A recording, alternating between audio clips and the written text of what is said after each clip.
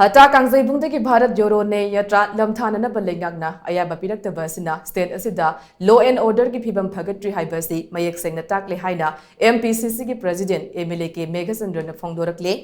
Wafam asni Mpcc ki President MLA MEGHACHANDRA luchingba team amana HAPTA KANGJEIBUNGda Bharat JODO NYAY YATRA gi lamthafam oinabaga mari leinana Chief Minister N Biren unarudaba matung paumi singda phongdokhibane Paumi Singa Unaba Aduda Manipur Pradesh Congress Committee ki President MLA MEGHACHANDRA hai HAPTA KANGJEIBUNG asi Bharat JODO NYAY YATRA gi lamthafam oinaba haukiba tang anida Manipur gi Chief Secretary da AYABA Zerol ama pishinkhi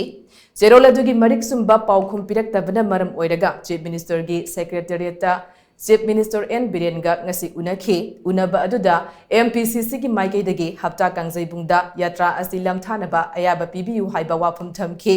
laibak thibadi housing state asida oiriba Phivam Singh asigi yenglaga HAPTA KANGJEIBUNGda yatra asi pangthoknabagi ayaba piba ngamloi haina Chief Minister N Biren na phongdorakhi maduda Mpcc gi maikaidagi yatra asi politics ka karigumba hiram amata da mari leinade masida party gi phiral phauba sizinaroi tangdu leitaba maongda party gi makok thongba lusingba kaya yauna satkadabani haiba wafam thamlaba phauba Chief Minister gi phirep hongkhide LEINGAKNA HAPTA KANGJEIBUNGda yatra asi pangthoknabagi ayaba piraktrabasu aikhoigi thauna hanba leite Leibag asigi constitution gi makhada democratic oiba maongda chatkadoriba yatra asi Khongjom War Memorial gi hek mayokna badalaiba danagi ground amada lamthabagi thorum asi pangthoklagani madugi damak war footing da ahing nungthil khaidana sem sabagi thabak paikhat pa horagani MLA MEGHACHANDRA makhata na hai state asida law and order gi phibam phagatle haina Chief Minister na phongdokliba wafam asi angakpa phawi yatra asi state asigi law and order ga mari amata leinade masi phawbda LEINGAKNA HAPTA KANGJEIBUNGda pangthokpa yaroi haina phongdokliba asina takpadi law and order gi phibam Phagattri haibani asigumba phibam asina Bharat JODO NYAY YATRA gi tangai fadaba adu hena mayek sengba hengalakli haina MLA MEGHACHANDRA na makhata na phongdokhi Honorable Chief Minister na Manipur gi law and order gi Phivam Phagattri di hai aduga shanti gi khongchat adagi miyam gi praja mayam sing violence ka su mari leina daba